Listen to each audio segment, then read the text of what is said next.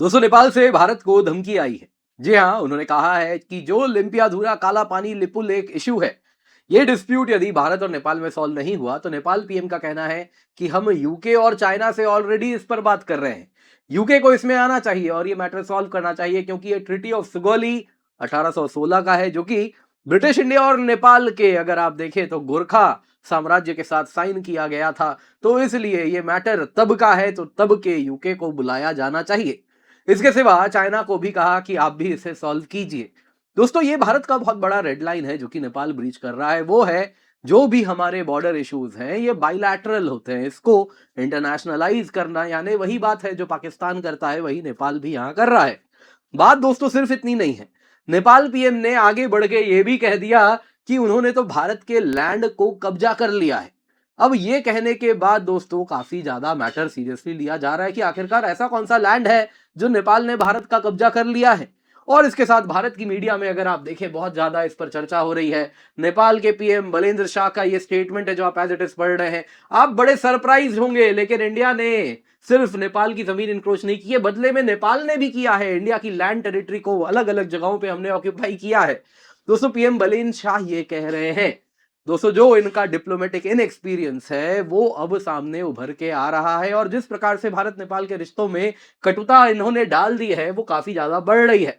आप देख सकते हैं काफी ज्यादा इस पर चर्चा हो रही है कि यूके चाइना इंटरवेंशन की बात हो, और उसके बाद ये जो पूरा मुद्दा है लिपु लेक काला पानी लिम्पियाधुरा, अगर आप देखें तो इसके बाद नेपाल सरकार को बैकफुट में जाना पड़ा। आप देख सकते हैं नेपाली अखबार काठमांडू पोस्ट में आया है कि गवर्नमेंट डैमेज कंट्रोल मोड में चली गई और गवर्नमेंट कह रही है नहीं नहीं साहब, ये नहीं कहना चाहते हैं, इसकी बात हो रही है, हमने कोई इंडिया का लैंड एनक्रोच नहीं किया, वो तो 10 गज कॉरिडोर की बात हो रही है। ये तो क्या है कि खेती बाड़ी दोनों साइड हो जाती है, नदी का कोर्स बदल जाता है, उससे टेक्निकली कभी कभी ऐसा एनक्रोचमेंट होता है, लेकिन ये ऑक्यूपेशनल एनक्रोचमेंट है, कोई बड़ी बात नहीं है। यहाँ पे दोस्तों 10 गज क्या है भारत और नेपाल के परिप्रेक्ष्य में बेहद आवश्यक है, उसको भी हम जरा यहाँ पर जाने। तो क्या एग्जैक्टली इसके साथ भारत के लिए यहाँ पे नेपाल के समक्ष जो समीकरण बन रहा है जरूरी है, एक बार उसको भी हम जरा गहराई में जाने। तो आइए दोस्तों वीडियो शुरू करते हैं, पर इससे पहले आगे बढ़े आपसे निवेदन है वीडियो लाइक करें, चैनल सब्सक्राइब करें, बेल आइकन अवश्य दबा दें। सबसे पहले दोस्तों नेपाल पीएम का क्या स्टेटमेंट आया है। 31 मई 2026 की बात है। पीएम बलेंद्र शाह ने प्रतिनिधि सभा, जो कि नेपाल का लोअर हाउस है पार्लियामेंट का, उसमें पहली बार Q&A session, question answer session fellow parliamentarian से ले रहे थे और पहली बार में ही हो गई ये क्लीन बोल्ड। इनको घेरा गया और पूछा गया कि क्या कहना चाहेंगे लिपु लेक लिम्पियाधुरा काला पानी डिस्प्यूट पर।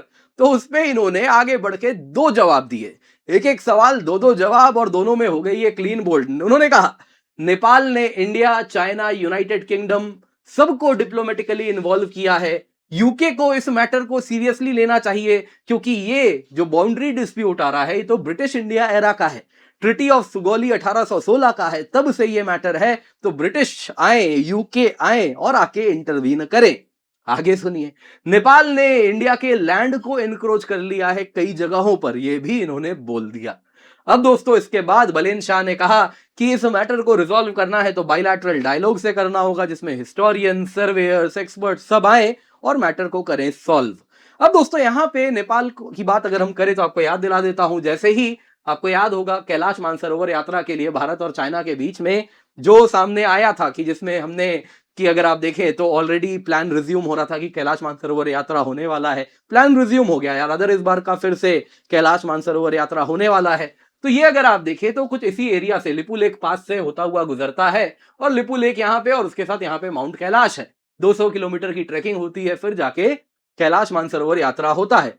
तो इस पे नेपाल ने एक डिप्लोमेटिक नोट चाइना को भेज दिया था जिसमें कह रहे थे वो कि आप कैसे लिपु लेक पास से इस प्रकार से कैलाश मानसरोवर यात्रा करवा सकते हैं, ये नेपाल की टेरिटरी है। इसके सिवा ये भी कह दिया कि आप कैसे यहाँ पे बॉर्डर ट्रेड रिज्यूम कर लेंगे, ये तो नेपाली टेरिटरी है।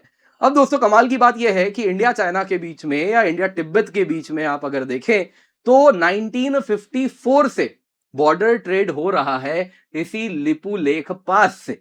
तो ये मैटर कहां से आ गया, ये मैटर पूरा का पूरा लिपु लेक लिम्पियाधुरा की काला पानी, ये डिस्प्यूट अभी रिसेंटली 2018-2020 में आया है। तो इतने सालों तक कहां था नेपाल, अचानक से कैसे जन्म हो गया इस डिस्प्यूट का। यही भारत का भी कहना है कि जो नेपाल के क्लेम है अनजस्टिफाइड है, यूनिलैटरल है, यानी नेपाल ने जबरदस्ती क्लेम करना शुरू कर दिया है। और अगर अभी भी आपके मन में कोई शक है तो बायलैटरल रिजोल्यूशन से इसको सॉल्व करेंगे। बाकी इंडिया का दोस्तों इस टेरिटरी पे कंट्रोल है क्योंकि इंडिया का ये लैंड है। आगे अगर आप देखें यहां पे दोस्तों, तो इसके बाद नेपाल बड़ा ही बैकफुट में चला गया। नेपाल की फॉरेन मिनिस्ट्री को एक्सप्लेनेशन देना पड़ा। उसके बाद उन्होंने कहा कि देखिए पूरा मैटर ना इंक्रोचमेंट के रिमार्क्स जो उन्होंने दिया है पीएम बलेन शाह ने, वो क्रॉस बॉर्डर लैंड यूज की बात कर रहे हैं, नो मोर लैंड को जो कब्जा कर लिया जाता है उसकी बात कर रहे हैं। उन्होंने कहा कोई नेपाल का बदलाव नहीं आया है, हमने कोई लिम्पियाधुरा काला पानी लिपुलेख नहीं लिया है, हाँ क्लेम करते हैं बस यही है। फॉरेन मिनिस्ट्री स्पोक्स पर्सन की बात सुने तो उन्होंने क्या एग्जैक्टली कहा है जरा सुनिए। नेपाल के फॉरेन मिनिस्ट्री स्पोक्स पर्सन की बात हो रही है। उन्होंने कहा जो इशू प्राइम मिनिस्टर बलेन शाह ने मेंशन किया वो एनक्रोचमेंट की बात हो रही है 10 गज एरिया में, और अगर आप देखें तो क्रॉस बॉर्डर ऑक्यूपेशन की बात हो रही है। क्या मतलब हुआ? 10 गज क्या होता है दोस्तों? यहां पे अगर आप देखें तो 10 गज कुछ इस प्रकार है। ये अगर आप देखें तो नेपाल और इंडिया का बॉर्डर पिलर है। अब इसके दोनों तरफ दोस्तों 10 गज का लिटरल मीनिंग होता है 10 यार्ड्स। 10 यार्ड रख दिया जाता है जिसमें कोई भी प्राइवेट लैंड प्रॉपर्टी नहीं हो सकती है दोनों तरफ। इसी को दोस्तों नो मैंस लैंड कह लीजिए, बफर स्ट्रिप कह लीजिए, इसको 10 गज कहते हैं भारत नेपाल के परिपेक्ष में। और इसके साथ यहां पे ये इंटरनेशनल बाउंड्री है, फ्री फ्रॉम प्राइवेट ऑक्यूपेशन है थियोरेटिकली। प्रैक्टिकली क्या होता है? प्रैक्टिकली दोस्तों ऐसा होता नहीं है, खेत है तो दोनों तरफ होता है। वैसे ही आप देखें तो कई बार पिलर यहां पे लगाए जो कि नदी के आधार पे था, नदी ने अपना कोर्स बदल लिया, आज कहीं और से नदी जाने लगी तो वो पिलर अब क्या करें उसका, तो कोई नई टेरिटरी जो पहले नेपाल की थी या भारत की थी वो अब नेपाल के अगर रिवर बाउंड्री के हिसाब से देखें तो उसकी हो जाएगी। इसके सिवा दोस्तों यहाँ पे सेटलमेंट्स भी होते हैं जो कि दोनों तरफ होते हैं, क्योंकि एंड ऑफ द डे अगर आप देखें तो ओपन बॉर्डर रहा है, जिस वजह से 10 गज में काफी आम बात है कि अगर आप देखें तो दोनों साइड के लोग रह लेते हैं इस एरिया में। तो इसी की बात नेपाल के फॉरेन मिनिस्ट्री ने कहा कि वो 10 गज एरिया की बात कर रहे हैं जो नोमैंस लैंड है, उसमें अक्सर खेती बाड़ी हो जाती है दोनों ही साइड से, तो वो नेपाल ने कई जगह पे नेपाली लोग करते हैं इस 10 गज एरिया में, तो उसकी बात वो कर रहे हैं। बाकी लिम्पियाधुरा काला पानी लिपुलेख वो इशू एज इट इज है।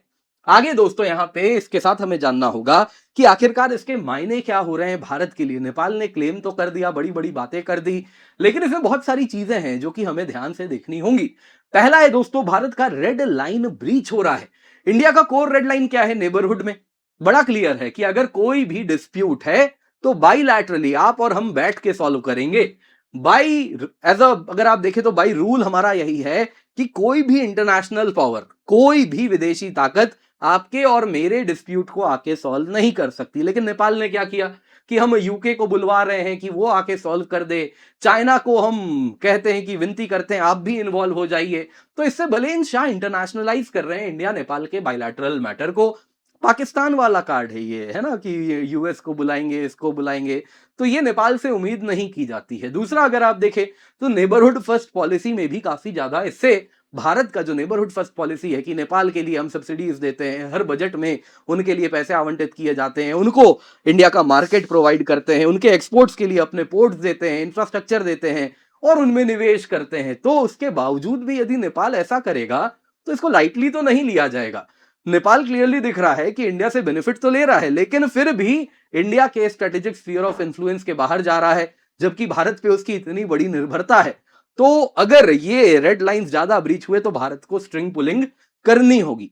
चाइना फैक्टर की बात करें तो यहां पे दोस्तों अगर जिस प्रकार से नेपाल का टिल्ट टुवर्ड्स बीजिंग हो रहा है कि चाइना को बुलवाएंगे, चाइना तो खुद तुम्हारी टेरिटरी खा रहा है लेकिन चाइना को बुलवाएंगे, तो अगर ये चलता रहा तो इससे दिखेगा कि चाइना इसको as a card further play करेगा इंडिया के विरुद्ध कि नेपाल से तुम्हारा प्रॉब्लम सॉल्व करवाना है, हम आए, हम भी थोड़ा नेपाल का साइड ले लेंगे। तो इंडिया चाइना का जो डिस्प्यूट है, जो इश्यूज हैं, उसमें चाइना के पास एक नया कार्ड आ जाएगा, एक नया लीवर आ जाएगा जिसको वो भारत के खिलाफ इस्तेमाल करेगा। तो भारत ये नहीं चाहेगा कि चाइना वो नेपाल वो टूल बने जिसको चाइना इस्तेमाल करे भारत के खिलाफ। तो अगर ऐसा होगा तो फिर नेपाल के खिलाफ भी कुछ वैसा ही एक्शन होगा।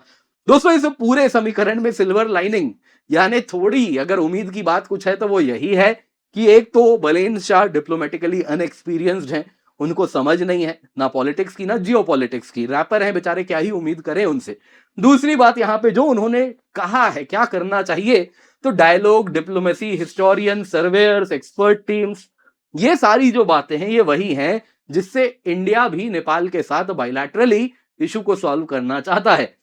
तो हो सकता है 2-3 लाइन वो गलत बोल गए, लेकिन ये वाली बात फिर भी कुछ हद तक अगर आप देखें तो भारत जो चाहता है वही वो भी कह रहे हैं। अगर हम इस बात पे गौर फरमाएं, एटलीस्ट इंडिया का अप्रोच यहां पे पालन होता हुआ दिख रहा है। लेकिन जो भी है, बुलंद शाह के स्टेटमेंट से फ्रिक्शन आया है और जो भारत का स्ट्रेटेजिक पेशेंस है अपने सोवरेनिटी इशू में, उसको बुलंद शाह कहीं ना कहीं यहां पर टेस्ट कर रहे हैं, जो कि बड़े ही क्लियरली दिख रहा है। बाकी दोस्तों, उम्मीद करता हूं आपको वीडियो पसंद आई होगी, लाइक जरूर कीजिएगा। इसके सिवा आपके लिए कई बैचेस हैं 2027 के लिए, बाइलिंगुअल है, इंग्लिश है, हिंदी है। आप निश्चिंत होकर जुड़ सकते हैं। कुछ भी आपके मन में सवाल है तो इस नंबर पे कॉल करें, यूज द कोड केसी10 ताकि आपको मैक्सिमम डिस्काउंट मिल जाए। 2029 2028 के लिए भी हमारे बैचेस स्टार्ट हो गए हैं, तो आप अवश्य जुड़ जाएं। मेक श्योर आप इसका फायदा उठा रहे हैं। कुछ भी सवाल है तो आप यहां पर अवश्य कॉल कर ले, यूज द कोड केसी10 ताकि आपको मैक्सिमम डिस्काउंट मिल जाए।